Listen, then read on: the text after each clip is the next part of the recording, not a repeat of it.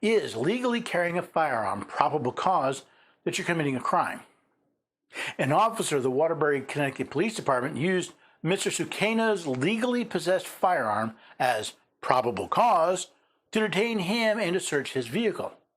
Now, after Mr. Sukena filed a complaint in the U.S. District Court for Connecticut, the officer, Nicholas Andrzejewski, I know I'm mispronouncing it and I apologize, he asked to have the case dismissed because he, as a police officer, had qualified immunity. While the details of this case should disturb everyone, not just gun owners, the outcome so far should give us hope. I remember when I first started carrying a firearm. I thought everyone could see it and that every officer would give me a hard time about it. After I got used to carrying, though, I didn't think much about it anymore, which is probably how Basil Sakuna felt before November 12, 2018. At approximately 8:43 p.m. on November 12, 2018, Basil Sakuna stopped his car with the engine running on the side of the street in Waterbury, Connecticut. Sakuna's iPhone GPS, located in a holder mounted to the car's dashboard, was frozen, and he stopped his car to fix it. Here we have a responsible driver. He's having problems with his phone, and rather than trying to fix it while he's driving, he pulls over. Unfortunately, where he pulled over may have started his encounter with the law. The area was dark and known as a high crime area, well known for prostitution, drug transactions, and other criminal activity. Within seconds after Sakuna stopped his car, Officer Nicholas Andrzejewski approached the vehicle, knocked on the driver's side window, and, according to Sakuna, loudly demanded Sakuna's driver's license. Okay, unsavory part of town or not, it's not uncommon for an officer to pull over to check on a possible driver in distress.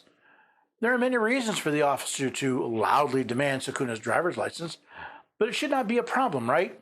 After all, Sakuna has done nothing wrong, only pulled over to deal with a slight technical problem. The interior vehicle light was on, so although the area was dark, Andrzejewski could see the activity inside the car when he approached the window. As Sakuna complied and handed his license over, he also provided Andrzejewski with his facially valid firearms permit. While doing so, Sakuna also disclosed to Andrzejewski that, per the permit, he was in lawful possession of a pistol that was located in the driver's side door compartment. So far, Sakuna is doing things by the book, especially for a person carrying a firearm. He has the interior light on so the officer can see. He hands over his driver's license along with his firearms permit and informs the officer that he also is in lawful possession of a firearm, including where it was at the time. Following that exchange, Andrzejewski ordered Sakuna out of the vehicle. According to Sakuna's description, Andrzejewski then violently dragged him out of the car, pushed him to the ground, yelled and screamed at him, handcuffed him, and pat-searched his person, recovering neither a weapon nor contraband. Here's where things start going wrong.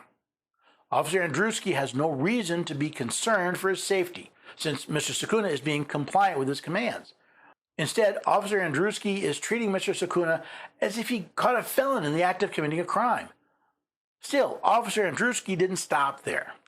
Andrzejewski then shoved Sakuna into the rear area of Andrzejewski's police cruiser and left Sakuna bent over and partially on the floor of the vehicle. Sakuna remained in that position, facing down and unable to see, until another police officer came along several minutes later and helped him sit up. I'm not familiar with the police guide in Waterbury, Connecticut, but I doubt it includes roughly handling a compliant detainee, much less leaving him in an awkward position while handcuffed and therefore unable to right himself.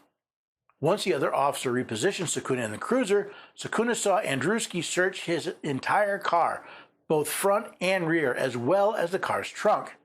After the search, Andrzejewski returned to the cruiser and kept Sakuna handcuffed and detained in it for an additional half hour, during which time a group of 7 to 10 police officers gathered. Even after searching Mr. Sakuna and his vehicle, finding nothing by the way, Officer Andrzejewski detains him for an additional half hour while additional officers gathered at the scene. You'd think Officer Andrzejewski had captured a terrorist or other extremely dangerous person to draw such a crowd. At one point, Andrzejewski began writing on his onboard computer and turned to a fellow officer who had arrived at the scene and asked him, "What should I write him up for?" The other officer laughed, and the sergeant, who had also since arrived, told Andrzejewski what to write. All of this and Officer Andruski did not even have an articulable crime to charge Mr. Sakuna. However, the officer still wanted to write him up for doing nothing wrong. There was a footnote in the opinion saying that they were not even sure if a citation was even written for Mr. Sakuna. Both parties agreed that at some point during Sakuna's handcuffed detention while in the vehicle, Andruski ran a check on Sakuna's firearm permit and confirmed that the permit was validly held. At some point in all this craziness then, apparently no one knows when, Officer Andruski did actually confirm that Mr. Sakuna's firearm permit was valid. Sakuna was subsequently released. Finally, after who knows how long, Mr. Sakuna was released to go on his way.